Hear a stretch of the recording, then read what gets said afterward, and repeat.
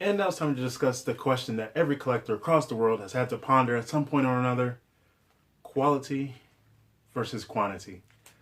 Let's get into it.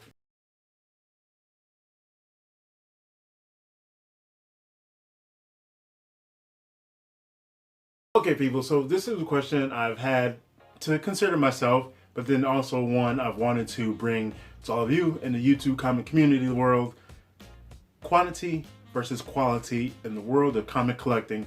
So, what does that mean? Well, first, I want to drop a dragon disclaimer.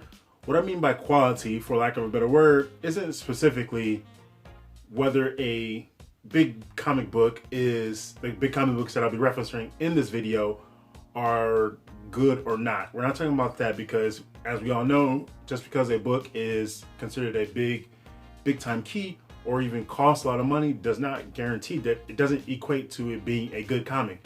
There are lots of books that you can find for $1. Some of my favorite books that I've continued to find for $1 are good comics, but they just aren't considered big keys because there's nothing significant in them. They're just good comic books. So what I mean by quality is just as far as the monetary value and what they cost and what people kind of rate them as far as the comic community as a whole. And so let's get into it. So quality versus quantity, and it's kind of that trade-off, and there is a bit of an opportunity cost, which I'll kind of get into a little bit later. But it's just this, I just think it's just a fun topic because something I've thought about a lot as a reader and as a collector, and as I've kind of looked back at different hauls that I've had, either comic shops, especially sales are a good time for that, sales, and even finding garage sales, anything like that, flea markets, estate sales, all of that, but especially conventions and depending on the comic shop you go to. And you know, I love my dollar bin diving and digging into dollar boxes at shows. And comic shops, one of my favorite shops, has a huge supply of dollar books that whenever I go there in this issue comics, I'm always digging through there anytime I go there, because I go there like there's long months in between my visits there just because of the drive. So when I go there, I would dig through their dollar bins. They constantly stocking up and adding more to that, so I'm constantly finding new stuff in there. So I think back to even my conventions. Some of my earliest convention memories are one of my earliest conventions. I brought back 256 comics, and just that number, just because that's a significant number, I always remember that, and that was long before I was even got on YouTube and even just recording and just kind of capturing those moments. But I remember counting them when I got back home, and it was just looking at all these books stacked up, and they were just cheap books, quarter books, even 2 for a quarter, 50-cent books, $1 books, and just digging through boxes, different vendors around this convention. I don't know if couldn't have just been one day. It had to have been a full weekend. But I found tons of books, a bunch of just reading material to bolster my collection, and stuff to fill in holes on runs that I was actually working on. And just some of it was just a bunch of cool books. And I remember talking to someone that asked me, just a bunch of people that I was with at the convention. One of them had asked how I go about my back issued shopping, and like all the dollar, or just digging through the boxes. And it was really just working on holes, working on runs, whatever series I was collecting at the time. But then also just finding cool books, like find vendors who have quarter books, 2 for a quarter, or 50-cent books, $1 books, like anything like that. I'm just finding cool stuff. If it looks cool, I'll just grab it, like whatever. I'll rack them up. All of a sudden, you can step away from a vendor, you got 20 books, and you spent $10, $5. Like, that's just great. Great way to build up your collection, find new reading material, expose yourself to new titles, publishers, titles, creators, characters, teams, storylines. That's a fantastic way to do that. I've always talked about that, especially in regards to sales. Those are just fantastic ways to just branch out as far as reading and collecting. Well, especially specifically for reading, but then as far as your collecting as well, because a lot of us read a lot, but then some of us might collect even more just for whatever reason in our own personal collecting trends, which we're not going to get into here. But collecting as far as quantity and just coming across just mass quantities of books at fantastic prices is hard to pass up.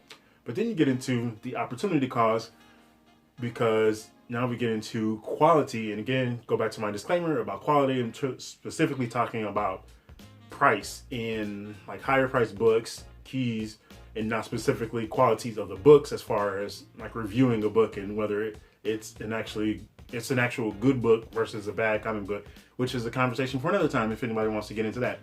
But we're talking about, and I have visual aid because who doesn't love that? So looking back, talking about quantity, in this hand here, we have some Avengers issues, volume 3 actually, Heroes Return. Now some of these, just number 1, this is a $2 book. I don't think I paid $2 for it. And some of these others have dollar price tags on them. Building on my run. I like Avengers, working on my Avengers, pretty much everything for Avengers. Then we step into the previous volume, and then we have kind of here we go, Avengers Annual 10, first appearance of Rogue. This one I got early when did I get this?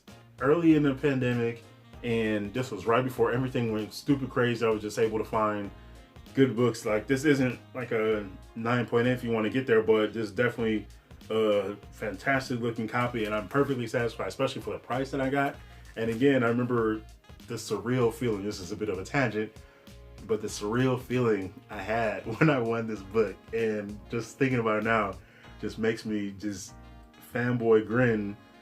And I remember sniping, and man, it was just insane. I couldn't believe it. It again just felt so surreal, which is the perfect descriptor for that moment. And I was like, I did it. Like, I got it. It's still, just even looking at it now, just insane. But again, fantastic price. And even a couple months later, when everything really started ramping up, this book just shot back up again.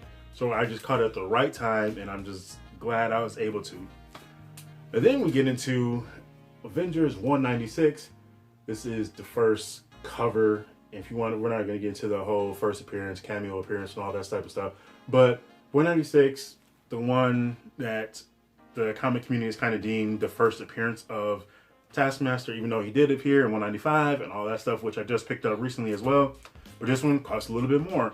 So kind of use these, and I'll just kind of end up being Avengers books. I figured, why not? We'll just go one kind of titular theme there. So dollar books, a little bit more a pricier book, and then one definitely up there at the time. So you kind of, like, for the price that I paid for Avengers 196, those dollar books, I could have bought a metric fuckload of like dollar books and extremely cheap books.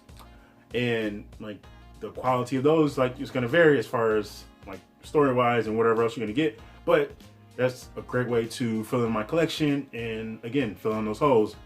But you got those big keys out there, first appearances and deaths and name changes and whatever else, second appearances, even cameos, all these other things that kind of make big keys, if you want to call it that, and they run more. So you're gonna have to look at like how you want to collect. And I said the opportunity cost because this is kind of, I don't think there is a right or a wrong way to collect, but there are more convenient ways and better ways to go about reaching whatever your collecting goals may be.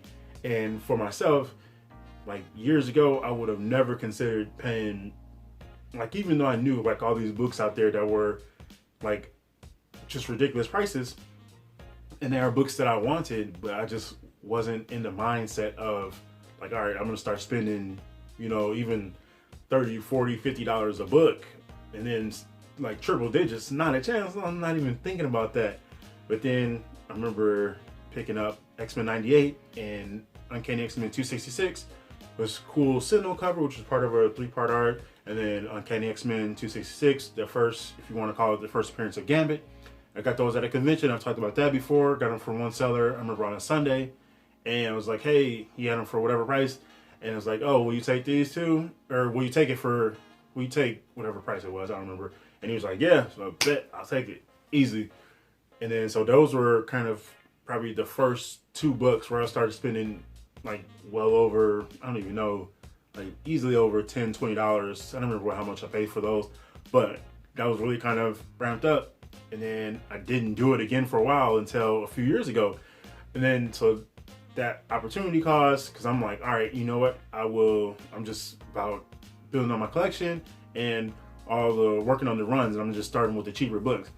Now, the one mistake, again, I will say, which is kind of where I went to with the right and wrong way to collect, was if I would have gotten into the mindset of, all right, I will start buying these more expensive books. If I had done that sooner, I would have been able to pick up some of the bigger keys before we kind of hit this ridiculous state that the market is in right now, and I would have been able to secure some of my grails. I probably would have been able to get that Giant-Size X-Men #1 years ago and not even had to consider paying what prices are for it now, and they're only going to get higher, I imagine, especially for a lot of those, if you want to say blue chip for lack of a better word, books out there that are just kind of like their value is solidified, their status in the comic book world, and they're just only going to rise from this point forward steadily, or even just continue shooting up periodically. So then kind of looking back, like, man, even just this last year, like just thinking about some of the books I probably could have went after, and I've shown off a lot of hauls. I went kind of crazy on eBay and picking up some more, going back, especially in the Bronze Age, because I love the Bronze Age Marvel specifically. And I was just working on all my titles: X-Men / Uncanny X-Men, Amazing Spider-Man, Avengers, Daredevil, and Captain America. Picked up tons of those books, and then other series as well, just Spawn, because that's a series I'm always working on, and then some DC books as well: Justice League of America, some Detective, some Batman, some working on some Supergirl stuff with Adventure Comics, and eventually I would like to own Action Comics 252. So a couple of books that I have my eye on that are absolutely up there. So some things to consider is, and I've used the word opportunity cost a lot, you just kind of got to make that trade-off. All right, are you going to, it's like you're looking at some books that you can continue to buy either newer books or even chunks of back issue books at cheaper prices, or just put all that on hold and kind of stack it up for one bigger book that you want, whatever it may be. Could be a big key, or could just be an older book, and that's just the price that it is right now. That's just something you have to consider. I've talked about that recently, where I've kind of cut back on my new comic books. I'm not going to get into being one of those people, because I see people talk about it. There's no problem with it either. I'm not going to judge anybody for it, where they say, oh, I'm just done with new comic books and only going after back issues and all that type of stuff. Like, that's what you want, like, hey, go for it. As long as you're happy and enjoying yourself, cool. But I'm definitely going to continue picking up newer books and reading newer books, and I'm just going to balance it out more with cutting back on those. But hopefully there's still some I still want to get, because I know I can kind of count on a couple sales towards the end of the year. We got Thanksgiving coming up, so that weekend a lot of shops are going to be having sales, and then New Year's. So I know one shop specifically is going to have a big Thanksgiving sale, Black Friday sale, along with a New Year's sale. So I can count on being able to score a lot of books that I kind of passed on and kind of put on hold. I'll still be able to get them cheap later on. So I'm kind of counting on that and kind of gambling on that as well.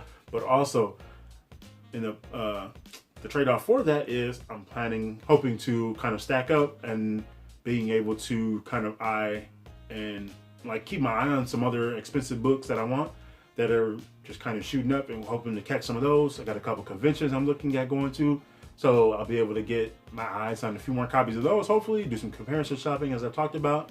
So just something to put out there, and it's something I've just wanted to talk about for a while. Again, the idea of quality versus quantity, and there's an opportunity cost in just about anything you do, and not even just in the world of comic books and collecting, but in life, period. So I just wanted to kind of share this and see what everybody's thoughts are, if it's something that you've had to consider in your comic world, in your life of comic fandom, reading and collecting.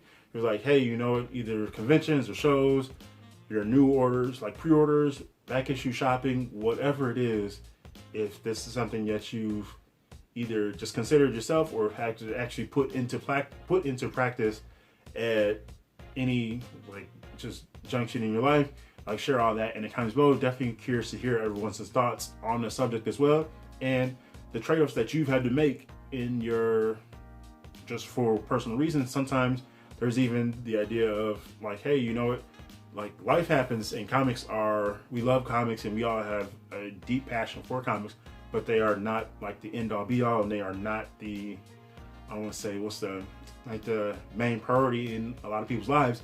And life happens, so sometimes you have to put comics on hold for real life issues, especially if you have a family and other stuff going on in your personal life. And comics definitely will take a backseat to a lot of that stuff. So if you've had to do that, you don't have to share all your personal details, but if you've had to make those concessions in your life, feel free to drop those in comments below. And if you have any other considerations or tips to share with the community, I'm all about that, and just kind of putting new ideas into people's worlds, and just kind of the sharing of ideas, because this is a fantastic medium, this hobby of reading and collecting. So yeah, share all that, and definitely always curious to engage with all of you and see what your thoughts are. So happy reading, happy hunting, happy collecting. This is Geno's Comics. Thanks for watching, and peace out.